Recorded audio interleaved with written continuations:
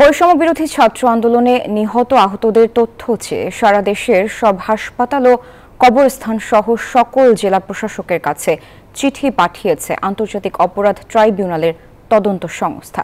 দুপুরে এক ব্রিফিংয়ে ট্রাইব্যুনালের চিফ প্রসিকিউটর মোহাম্মদ তাজুল ইসলাম এ তথ্য জানান। বলেন, ন্যায় বিচার নিশ্চিত করতে কোনো আসামি চাইলে বিদেশি আইনজীবী নিয়োগ করতে পারবেন। ক্ষমতায় টিকে থাকতে বৈষম্য বিরোধী আন্দোলনে নিরস্ত্র মানুষের উপর নির্বিচারে গুলি চালিয়ে হত্যাযজ্ঞ চালায় আওয়ামী প্রশাসন। এতে অকালে প্রাণ হারায় শিক্ষার্থী সহ হাজারের বেশি মানুষ। আহত ও পঙ্গুত্ব বরণ করে হাজার হাজার ছাত্র জনতা। 250-টিরও বেশি ডিজাইন অপশন নিয়ে ওয়ালটন স্মার্ট ফ্রিজ, বোঝে আপনার প্রয়োজন।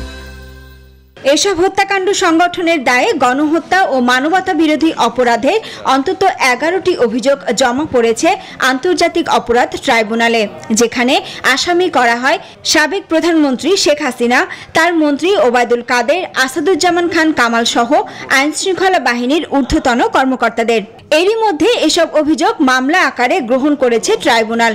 সকালে এসব মামলার তদন্তের অগ্রগতি জানাতে এক ব্রিফিংয়ে চিফ প্রসিকিউটর জানান, আন্দোলনে হতাহতের তথ্য সংক্রান্ত সংবাদের ভিডিও ফুটেজ এবং তথ্য চেয়ে সকল প্রিন্ট ও ইলেকট্রনিক মিডিয়ার কাছে চিঠি দিয়েছে তদন্ত সংস্থা।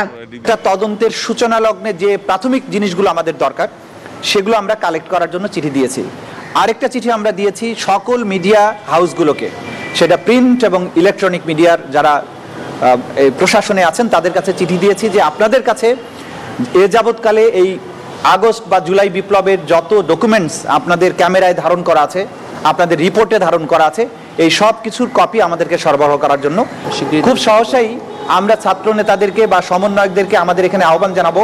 তাদের সাথে বসে আমরা তাদের কাছে যে সমস্ত তথ্য প্রমাণ আছে এগুলো সংগ্রহের ব্যাপারে তারা কিভাবে আমাদের সহযোগিতা করবেন সেই বিষয়গুলো নির্ধারণের জন্য তাদেরকে আমরা এখানে আমন্ত্রণ জানাবো।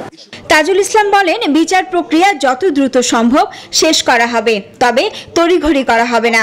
ন্যায় বিচার নিশ্চিত করতে কোনো আসামি যদি বিদেশে আইনজীবী নিয়োগ করে সেক্ষেত্রে ট্রাইব্যুনালের কোনো আপত্তি থাকবে না বলেও জানান চিফ প্রসিকিউটর। আমরা মনে করি যে তারা যদি তাদের বেস্ট ডিফেন্স দেওয়ার জন্য আইনজীবী চান, সেটা দেশি হোক বিদেশি হোক, আমাদের পক্ষ থেকে আপত্তি থাকার কোনো কারণ নেই। বলেন, গণহত্যা হয়েছে সারা দেশে, সেজন্য তদন্ত শেষ করতে দিনরাত কাজ করবে ট্রাইব্যুনালের প্রসিকিউশন।